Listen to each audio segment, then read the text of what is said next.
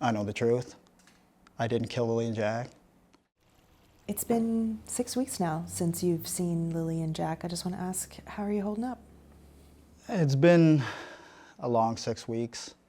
I know that everybody basically in the world at this point is always wanting to know like what happened. It's been from sadness to anger at this point. And I know the RCMP and major crimes are working around the clock trying to piece everything together, and I'm grateful for that. But it always leaves the question, 6 weeks has gone by, and we know at this point they're not in the woods, and where are they? Did you feel in the beginning that they suspected you? Of course. The stepfather was always a prime suspect right off the beginning. You felt that from the beginning? Yeah. But you don't feel that now? No, I don't feel that at all. I asked for the lie detector exam, the polygraph exam. I gave them my phone. I told them do drug tests because there's a lot of rumors online about a drug party. Mm-hmm. I know the person that said those rumors, and it was just to take the heat off themselves. Was there any kind of party? No. Was there any kind of gathering that someone might have thought was a party? No. There were no people at the house? No.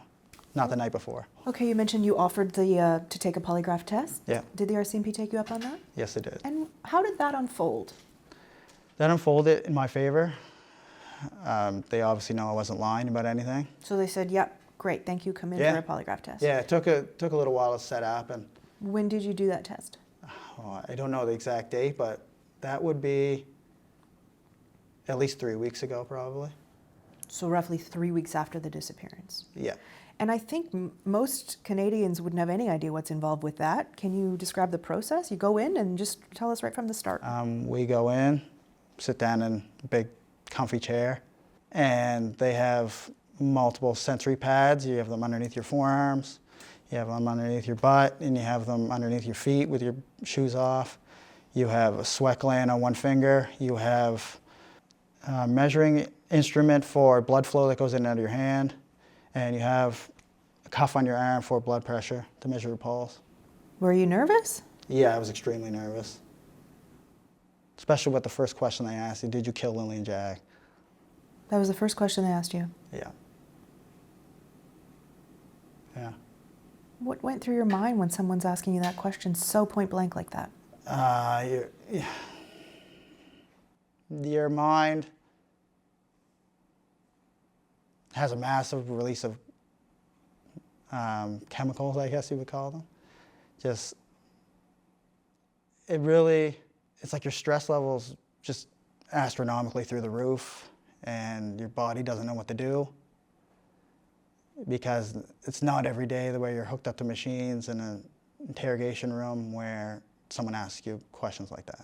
What other kinds of questions did they ask you? All the questions pertain to the death of Lilly and Jack. Are you accessory to the murder of Lilly and Jack? They were all. So all of the questions assumed that the children are no longer alive? Yeah. There were no questions at all about, did you take them somewhere? Could No. they be somewhere? No. The police have done a number of polygraph tests. They've done 53 formal interviews. Do you know who these people are? Yeah. That's a lot of interviews. It is a lot of interviews. A lot of them are my family, people that live in the area. And those interviews, typically, my interview was 4 hours. And a lot of the interviews from my family were 1-2 hours. So there's a lot of time taken up and they ask detailed questions. Do you know who else actually took a polygraph test? I do, but I'm not going to say anything that's going to impede the investigation. Okay. When did you find out the result of your test? Immediately right after. What did they say to you? You did a good job, you passed. And how did that feel? Good. And did you feel that there was any further suspicion on you after that point, or was that sort of conclusive? No, that was really when I seen the turning point for it starting to taper off with investigators. Do you know if Malaya has taken one? I don't know if I can say it, but I will anyway. Yes, she did take one. Okay, she took one. Do you know the result? No. RCMP weren't allowed to tell me I asked. You said you feel like everyone in the world wants to know what happened to Lilly and Jack. Yeah. Why do you think that is? Why do you think this is getting so much attention? Well, just the mysterious and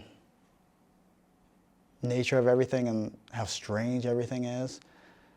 The RCMP, you know, I mean, they have to keep a tight lip on everything, but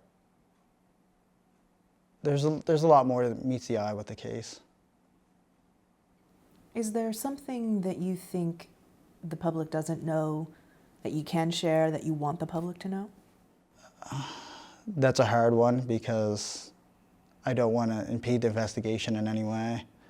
It is still a missing persons investigation. It hasn't pivoted to any type of criminal investigation. But the kids were seen the day before. I know a lot of people didn't know that. I still see a lot of stuff online that the kids could have been missing for days. They were out of school for days, and they were seen in the Glasgow area on camera the day before the disappearance in the afternoon. Where was that? I don't know if I can say that, but it was near the Highland Square Mall. Was it with you? It was with me, Malaya, and Meadow, and Lilly and Jack were there too. And are the police aware of that? The police were aware of that since. Do they have that video? Yes, they do. I also talked to my coworker in the parking lot as well, and he verified that with investigators as well.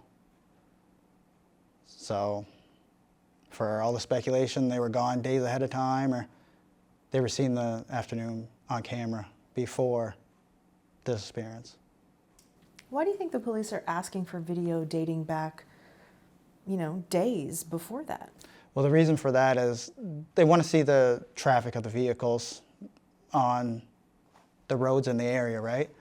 Maybe vehicles that were traveling that area a lot over the last few days prior to hand, or vehicles that, weren't seen in the area, or vehicles that were seen in the area, like local people that are, making frequent trips past the house, or which it's all considered evidence. I mean, the more pictures and videos is the better. They say they have hundreds of hours of video. Mm-hmm. Do you know if they found anything on those videos? I think it was up to 2 weeks ago, they had footage that they examined for evidence that was 8 kilometers diameter out from the house. So that was after a month. That's how long it took to get footage and review it 8 kilometers out. So but what's on the video? I don't know. I'm only limited by what they tell me. How often are they in touch with you? Investigators now, I'd say maybe once every 5 days. And usually I'm the one who calls or messages them. And how has that changed over the course of the 6 weeks? Well, from the beginning it was almost daily, tapering off to where it's only like once every 5 days now. And how do you feel about that? It's good and bad. I mean, I like to talk to them in person about any little small details I come up with or anything I can try to bring to their attention which may help the investigation. So I don't get to see them often, so it's always over phone or messaging, and it's hard to really convey what you want to say when you're not in person. But then I also know the eye's not on me. The investigators don't see me as part of the disappearance. How do you know that? Well, when you're going from daily to tapering off every 5 days, I already gave them everything on my phone. I'm the one who originally said, here, take my phone. We'll go through all my banking information. We'll go through all my stuff on my GPS from Google. And you were offering all that up right from the Yeah, I beginning. offered everything. And why were you doing that? To show them that I want to get the investigation moving. I know I have nothing to do with any of it. A lot of speculation is you killed the kids. Let's come out and say it straight as it is. What do you think when you read that? It's a lot of nonsense, obviously. I know the truth. I didn't kill Lilly and Jack. And I just think a lot of people online they're seeking drama, that's the main thing. everybody's allowed their own opinion, like I said before, but it's hard on the people that were actually there and missing the children. Still haven't got to see any of my kids, including Lilly and Jack, and that's been really tough, going from a family of 7, including my other 2 kids that live in Halifax now. Going from a family of 7, in a blink of an eye, your family's ripped apart and you're left alone.